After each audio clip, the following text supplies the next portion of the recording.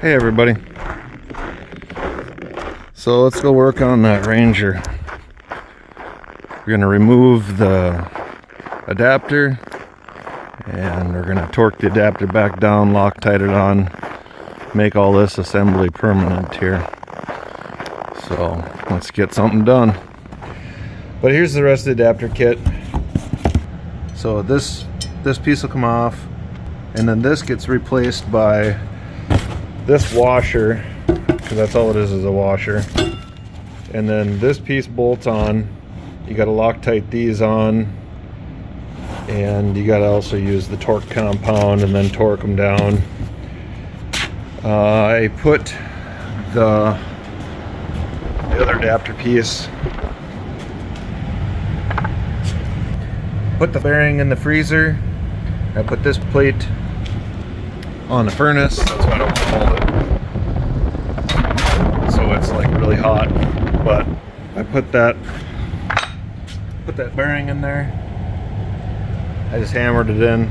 It's supposed to be a press fit, interference fit, so if you heat this up, cool this off, it should almost slip in. Well, it was pretty tight. I had to drive it in. Not terribly bad to where I was scared I broke anything or nothing, but all seems pretty good on there. Didn't crack the outer part, and the bearing's still good. So I just got the needle bearing type. Now I'm gonna take and pull this off and then start bolting the rest of the adapter on. And oh man, I can't even remember, it's been so long. I think I got to pull these back out and Loctite these. I'll pull one out and see if there's Loctite on it. If not, I'll Loctite them, take them all out, Loctite them, torque them all down. So that's about where I am now. Oh yeah, I did put those little inserts in because I don't want to have to bolt the starter on this way. I'd rather drill out the starter, because you got to drill out the starter and then bolt it, or put the studs in here and slide it onto the studs, and then put those modified nuts on the outside. I put the inserts in there already, Loctited them in, and then these studs go on. And then these have grooves in them that I didn't notice before until now, that you can tighten these with the Allen wrench that was supplied in the kit. So that's what the Allen wrench is for, is to tighten them down. So that's pretty cool. So I'll definitely externally mount it. Otherwise you got to use these other bolts, and then you just put the starter on, bolt it down from this side. Well, then when you put the transmission on, if the starter goes bad, you got to pull the engine or transmission out. Definitely don't want to do that. So I'll mount it that way. So that's why I Loctited them in there. Well, I guess we're going to do this caveman style, because I just remembered I busted my 12-point. Caveman style it is.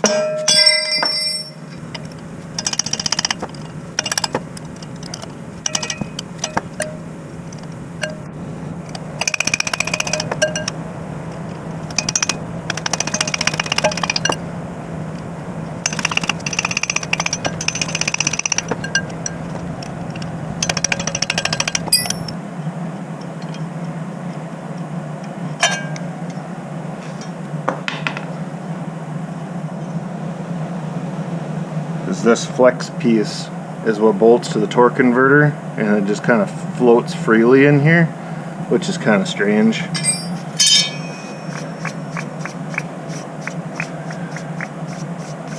So there's fine thread and coarse thread bolts in that kit. Fine thread goes into, see, there's that plate.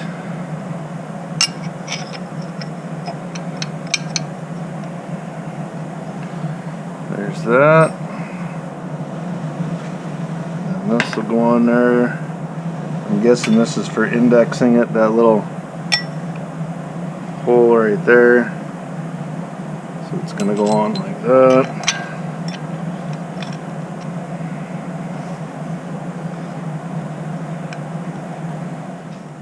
We're going to put the adapter plate on for good here, so I'm going to Loctite these with blue Loctite. Yes, I got a torque wrench. Going to torque them down to 40 foot-pounds.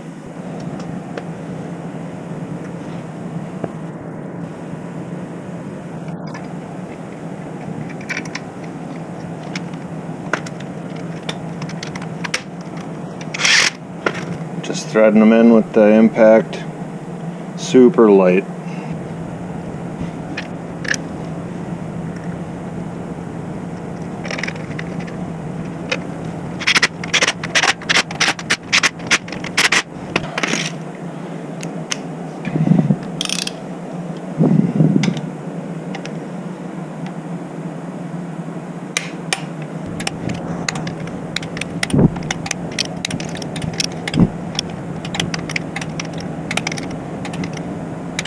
So that was 30. I'm going to bump it up to 40. There's 40.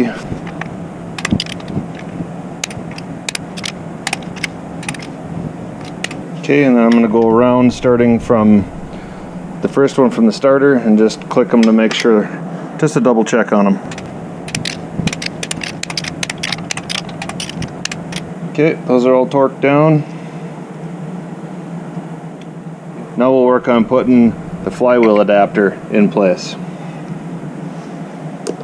Alright, so let's torque the adapter to the crankshaft. I put that thin for the small block Ford adapter plate only. The rest of them are different. For Doomsday Diesel, you'll have to use this piece.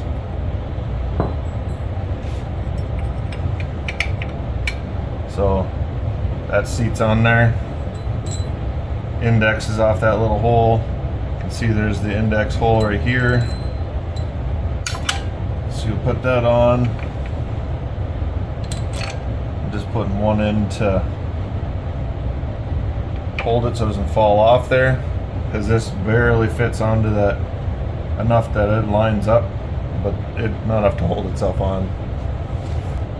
So the ARP, you have to use their lube underneath just the head, and then use Loctite on the threads so you'll get a proper torque on them, because otherwise the friction from the head of the bolt will give you a false torque.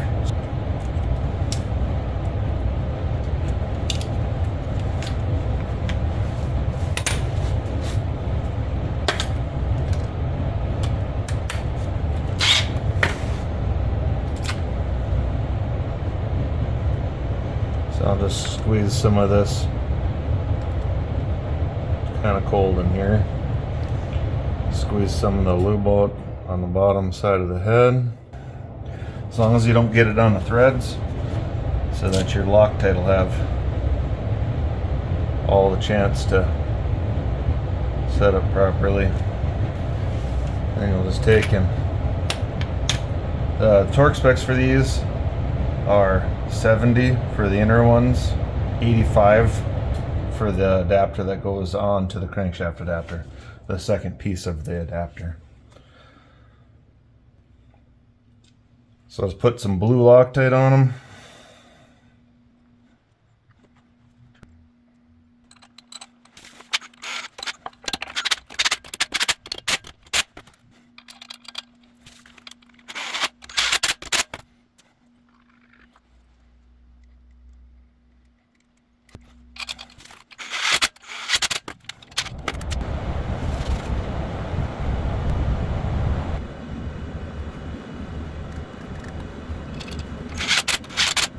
Then torque wrench.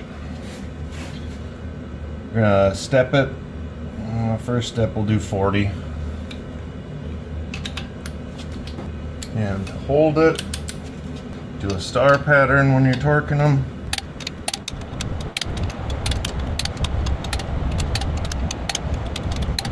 And then I always go around one time, starting at one you know you're gonna start from. We'll set it up to 70.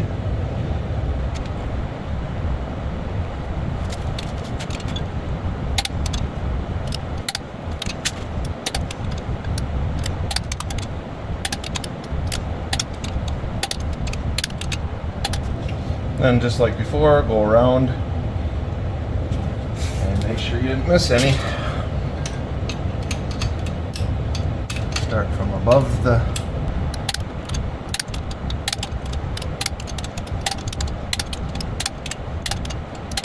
and got them all. In this pattern, you can tell it's offset because of the way that it is. It'll only go on one way. This is the only way it'll go on. I marked it across there, so I'll check all the holes and see if they lines up any other way. Nope. Nope.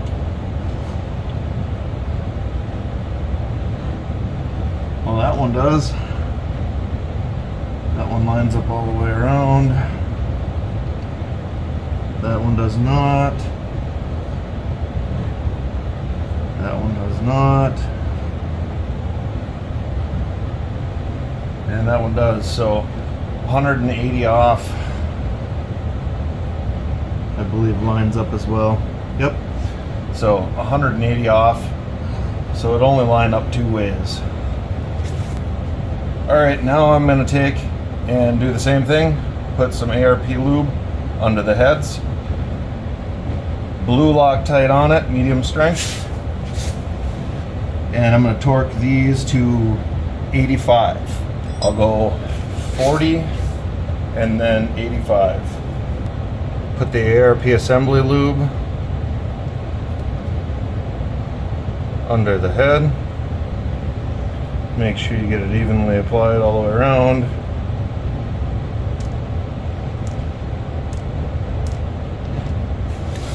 And then get your Loctite on them.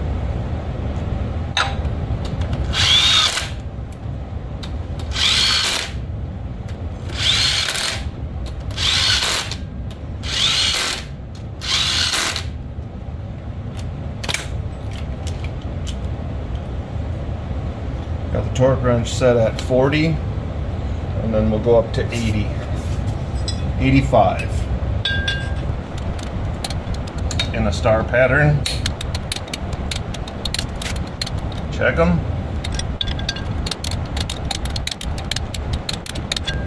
Turn the torque wrench up. Torque wrench is at 85.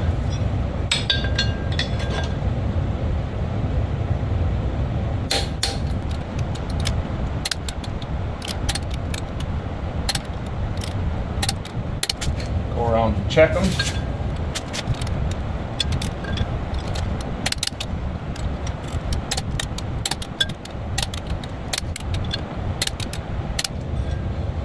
All right, those are all on. Now we got to put dust plate, spacer plate on. Okay, so got those pins in. The dust shield goes on, spacer plate, dust shield, whatever you want to call it. I'm guessing that's why this is the same as this, is to get the proper clearances. And Joe did mention that I need to watch so my flywheel doesn't contact the tip of the starter, otherwise I'll have to relieve some of the starter off there. Oh, I forgot. We got to do the starter. And for starters on the starter, we got to make this be able to pass through.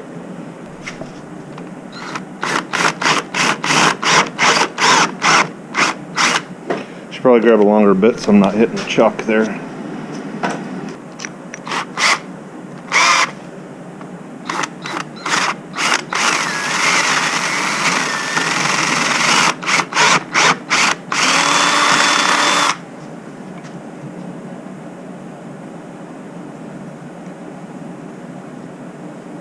Oof. Might have to get a different metric drill, but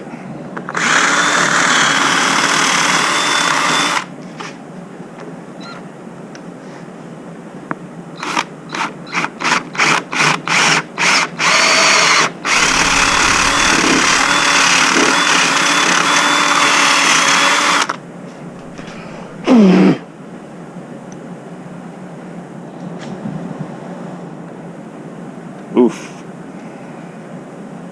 Yeah, I'm probably gonna have to run to town and get a metric drill bit, because the next size up I have is way too big.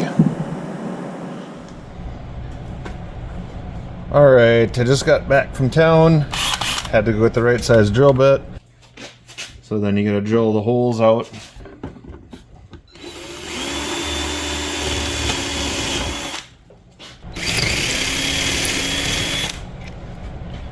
Use the right bit first, and it won't be so bad. So we got the holes drilled out now. Both of them. Check to see if the bolts will pass through, and they do. I could have went a little bit bigger of a bit, but I didn't want it to be really sloppy. Now I'll put it on the engine. So I'm not exactly sure yet how I want to do this. I don't think I'll Loctite them. I think I'll put some never sees on them and then torque them down. I'll kind of watch them and see if they come loose. Then if they come loose, because I don't think I'll have enough room when I put the starter in like that, because the motor mount's going to be right there. So the motor mount will be in the way if I ever have to change the starter. Motor mount will definitely be in the way, but as it sits now, I'll have 1.25 inches roughly of room between the back of the starter and the motor mount, where the frame mount part, there'll be a little bit of space, so it'll have clearance. But I don't think you'll be able to remove the starter when the engine's all bolted in. I'll have to pull this side motor mount to swap it. Also, this, I'm guessing it's the RPM sensor, has to come out in order for this adapter plate to work. You have to pull that RPM sensor out of there, unfortunately. So I was wondering why it didn't fit down flush. That sensor is in the way because it's not recessed. So if you ever wanted to run a tack, I'm guessing you could relief that inside of this plate so you could get your sensor in there. But I'm just going to screw these in, and I'm going to throw never sees on them, top, bottom, and tighten it down. Alright, so first time when I was drilling, I said oops, because I come through and hit this little web. So what I did is I just took the drill, come through, and took some of this little web off right here on the starter. So now I can get the Allen wrench in there to be able to tighten this down.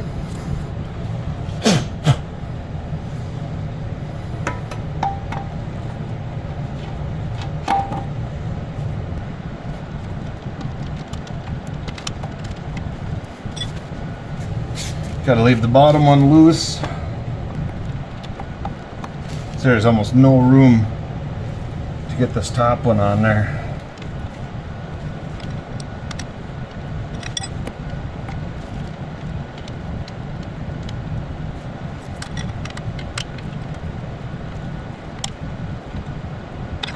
That works.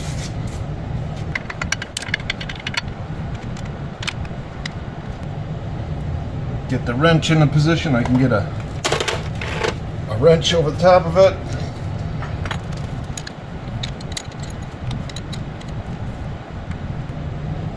I think that's plenty tight.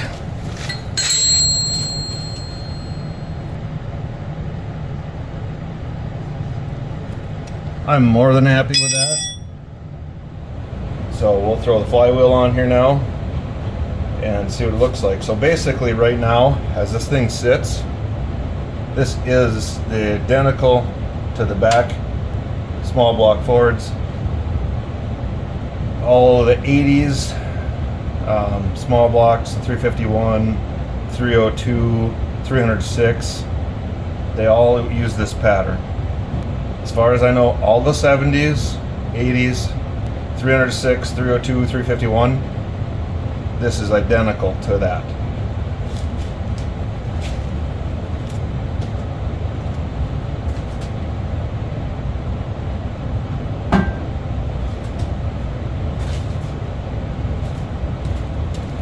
So I'm going to blast this. This is off that 306 that in the previous video I pulled the engine transmission, junked the truck, because this is brand new. You can still see the machining grooves around on it. So I'm just going to take and knock the rust off this.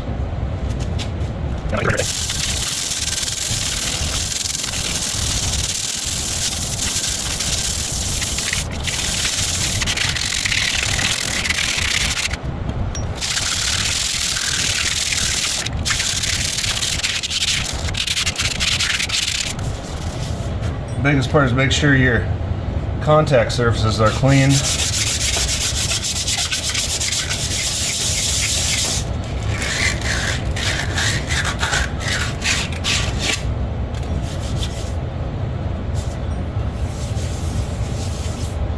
I'm going to hit it with some brake parts cleaner.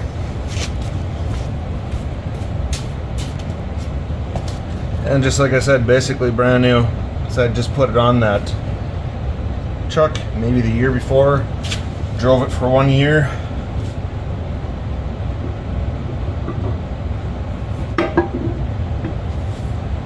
And it looks like I have about almost 1/8 of an inch of clearance between the starter and the flywheel. So we are golden. So I'll grab my hardware and we'll torque this down. This is 85 as well.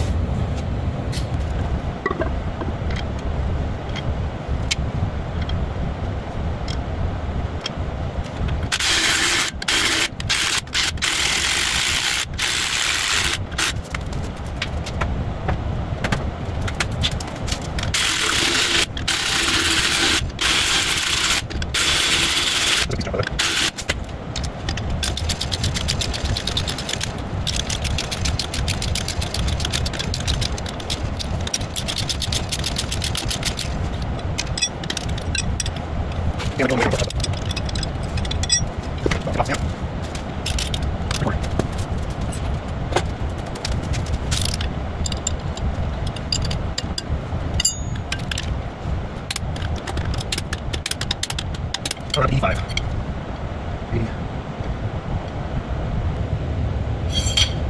85.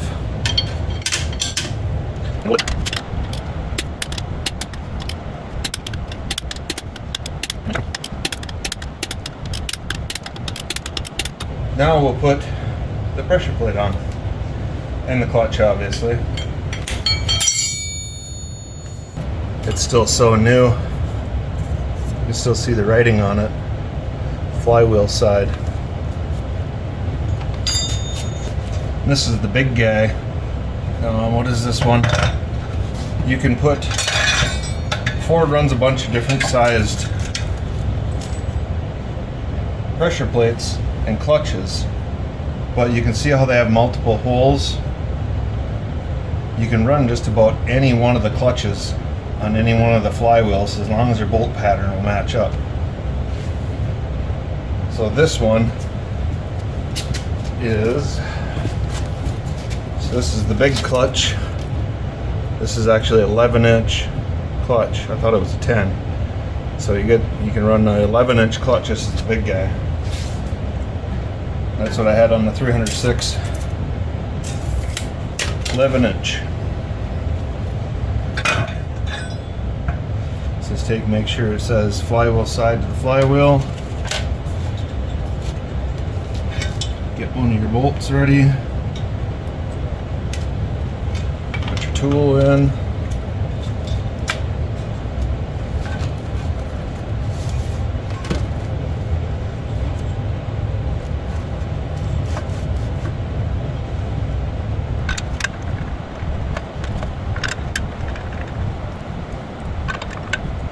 These all got lock washers on them, so I'll just use the lock washers. I don't remember putting any Loctite on it any other time I've ever done it, just the lock washers as far as I remember.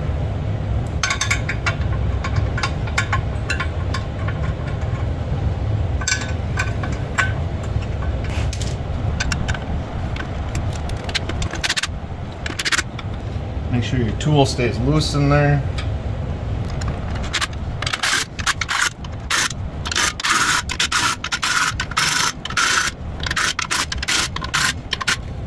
and then I'll torque them down. Torque spec is 35 foot-pounds, so I'm pretty sure we're already there. That thing's got to at least put out 35, otherwise it's total garbage. So we'll torque them down to 35 now.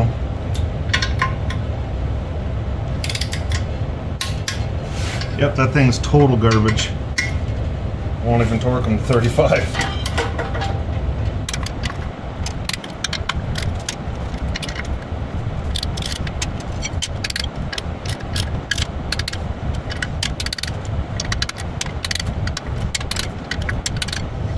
Then go around one time just to be sure.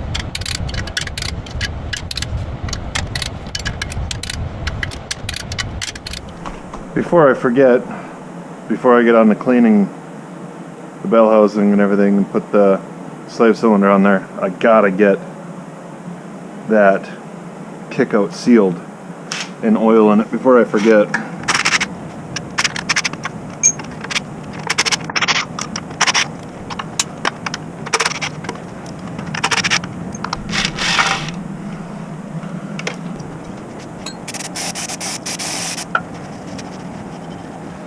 Very careful not to wreck the gasket that was on it, so just gonna reseal it up.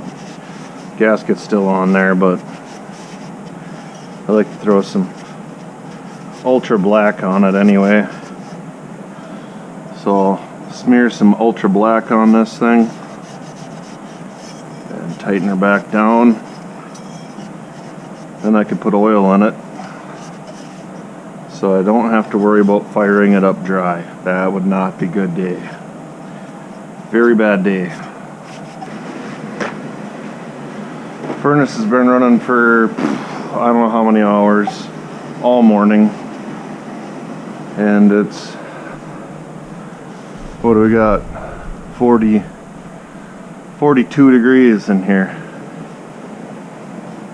Air temperature outside is 15 below.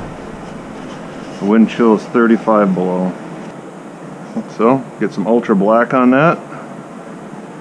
Throw her back together. Alright, so I got ultra black smeared around on here now. And I cleaned that all off. It should be pretty grease free. Just to make sure, I'm going to hit a rag with some brake parts cleaner. And then I'll run the rag around on there to get all the rest of the oil residue off there, so we make sure we get a good seal on there so it's not leaking everywhere.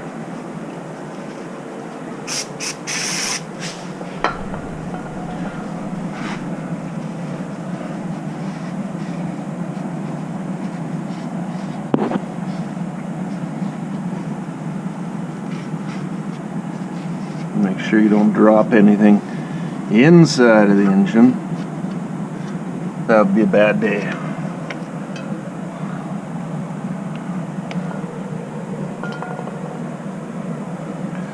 Alright, looks good to me.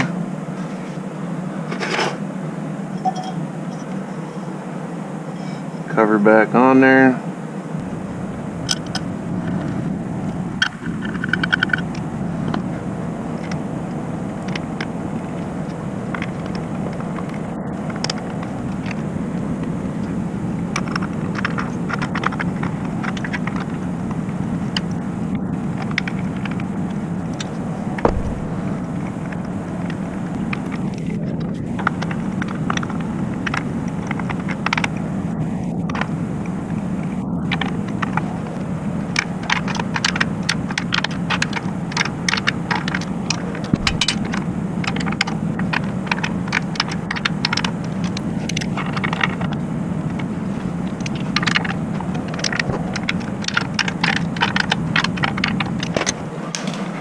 Alright, that's done.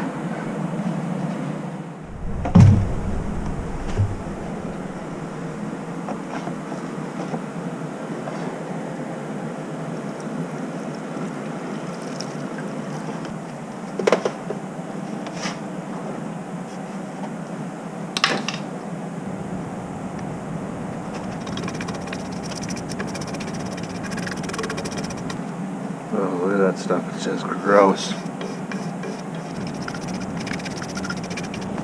Thankfully most of it's just at the bottom. Oily, greasy grossness.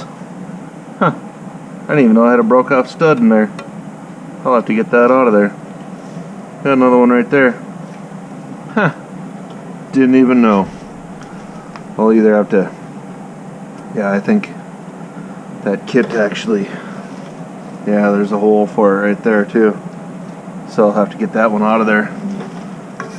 No, it's a good thing I took a little time to clean this up. So I'll finish cleaning this up here, and then I'll get back to you. I gotta put, the reason I'm cleaning it up is I gotta put the slave cylinder on here. That seal looks pretty good. I mean, all this looks like it was coming from the engine, not really from the seal or anything in there. So I'll get this cleaned up here. Well, I got this all cleaned up, and I noticed 2 are snapped off in there. So she's all cleaned up now. I'm just going to take easy out some bits and get those 2 out of there. So anytime you're trying to get busted out bolts out, what I like to do is you want to grind them flat, center punch them, and then gotta drill them out. So I'm gonna do that. Got this cleaned up pretty nice. It's not perfect, but way better than it was. So now I'll work on getting that and that out of there. So like I said, you want to get them flat so you can center punch them.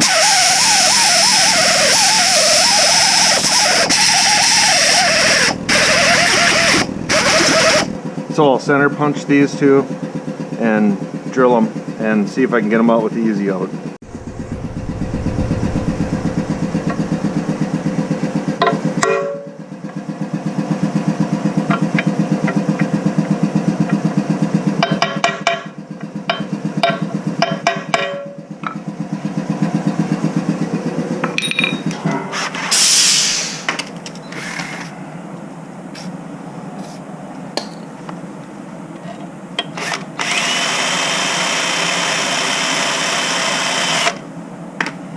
So the drill doesn't touch it.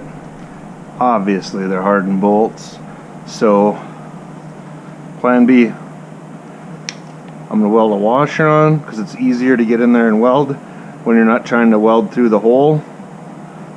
Then I can stick the nut down, throw a weld on the inside and tack a couple on the outside, and then it'll give you more than enough grip on her to yank it out of there. I'll do both those and then I'll be right back. And sometimes they're just barely broke off in there. Thank God. These were just barely. I didn't even have to weld the nuts on to put a wrench on it. So I just grabbed the washer. And washers are cheaper than nuts, is why I like to start with a washer. But it's just pennies anyways, so it doesn't really matter a whole lot. It's just easier to get in there with the wire and be able to weld the bolt.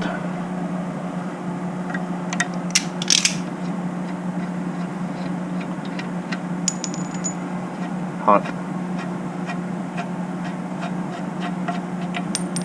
Easy, just like that. So now I'm onto the slave cylinder. I cleaned up the whole bell housing.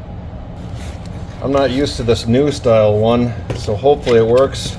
It would suck to get it all together and have it be really goofy. The new style one for how you hook the line on, the old style has that tool that you have to disconnect. This one just has a clip like the gas lines have on them now. Supposedly you're supposed to be able to just insert the other side of the line and it'll just clip in. I hope so. We'll see how this one works. I've never used the new style one before for the quick disconnect.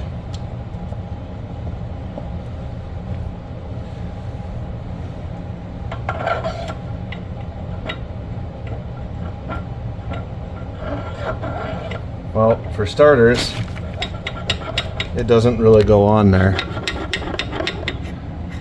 So, gonna have to bring that back. I don't know what the heck they were thinking. It's not even close. So you can see it's hitting right here and it won't pass by. That's not cool. So, wrong part. I'll have to bring it back. Alright, so I had to go CarQuest to get the right one. Otherwise I would have had to notch out the bell housing, and I really didn't feel like notching out the bell housing. So there's the old one. It's the exact same as the old one. Assembled in Mexico.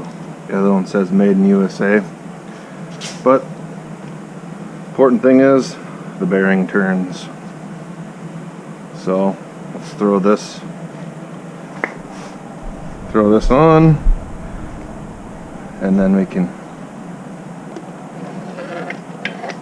get to business. Yeah, that fits like it should. Unlike the other one, it didn't even come close to clearing here. You can see it was hitting right there, that line.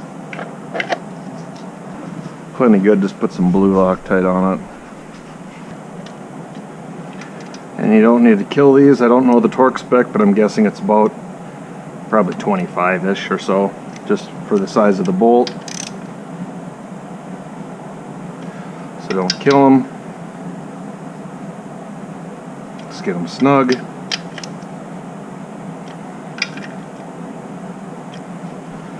Plenty good.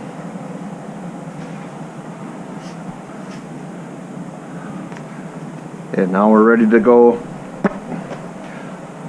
So now we can put the transmission onto the engine and then bolt her down, and then she'll be ready to go back in the truck. So this is the fun part. This is where you manhandle it. I guess I could use my transmission jack. It would probably be smart, but I usually just manhandle it and throw it on. Alright, a little disclaimer. Before I even start this, do not try this at home. Use the transmission jack or use something else. Don't use your back, kids. Be smart about things. A little bit of grease.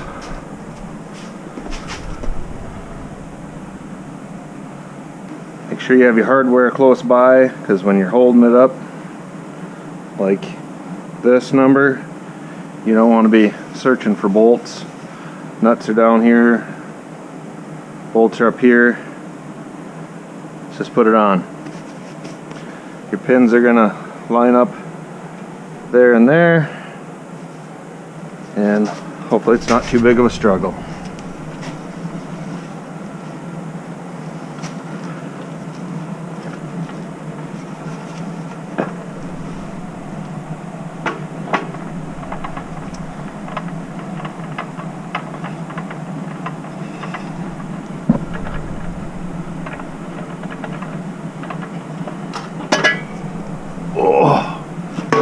Okay, need a break.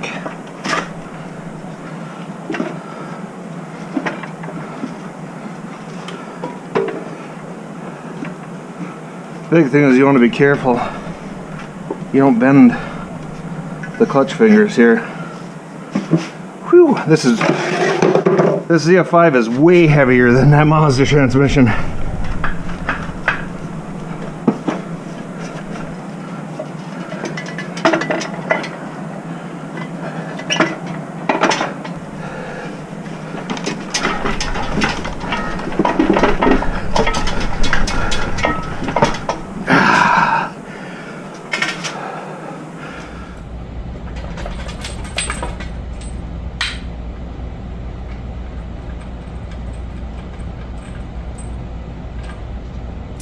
Alright, now that I'm breathing hard, just like I ran up a flight of stairs, you can see the seam is closed all the way around, bolts in, washers on, don't let go, another bolt, washer, nut,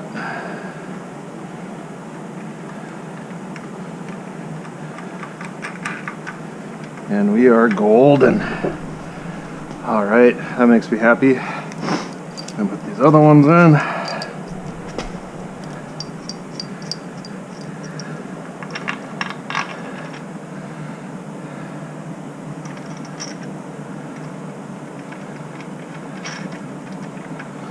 And this one.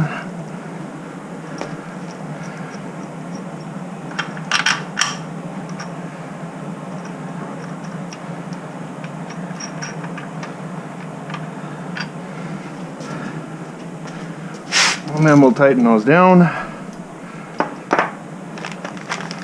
If you have a few more in here, I can, got a long one right here I can put in. All the rest of this stuff in this bag, I'm sure is to, these are to go through the old starter holes. These ones, these two go in the holes where I had to pull the broke off bolts out of. And we'll see where the rest of them go.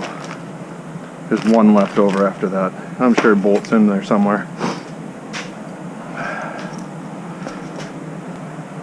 I'm just gonna get a couple of these tightened down. I know it won't go anywhere now already. And there we go, that's cinched up a little bit, just to make sure I'm doing it evenly.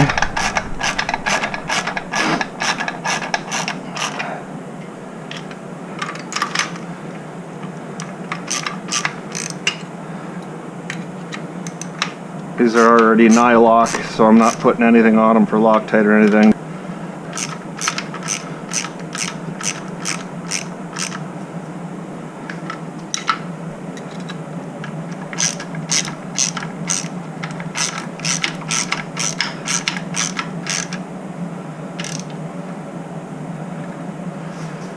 There we go. So now I'll find the rest of the bolts and everything to go in here. I think that one might thread into the block right there. It's tapped out. That's probably the other big one.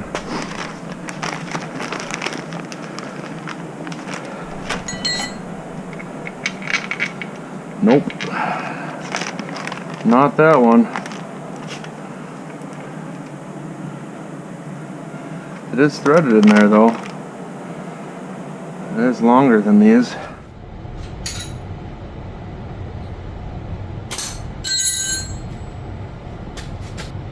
I'm guessing this bolt right here was supposed to be for this spot right here, but you can see it's about an inch too short. So I'll have to pick one of those up when I go to town. The two shorter ones go in the bottom.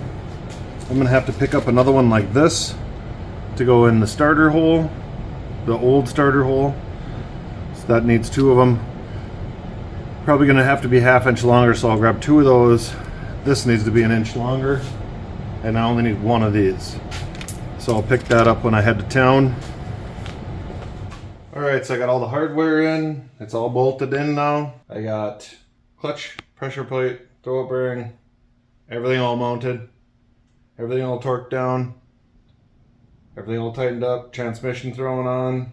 All that tightened down. All the bolts in. So it's ready to go in the truck. So that'll be in the next video. Shove it back in the truck. I did order a new transmission mount, so I got that to put on there, so that mount will be new as well. And then put the top load back in, because it won't go in and out of the truck with the top load in it. So I'll put that back together in the next video. And we're getting dangerously close at firing this thing up. I got the kick out on the oil pan all sealed up, tightened down, so I can drop some oil in it. And then we'll start working on wiring stuff. It'd be nice to get this thing fired up soon here. Might just throw the old oil cooler lines and everything on it so I can fire it up next video. Maybe. If not next video, definitely the one after that. So if you like what you've seen, give me a thumbs up. Subscribe, stick around. Either way, have a great day.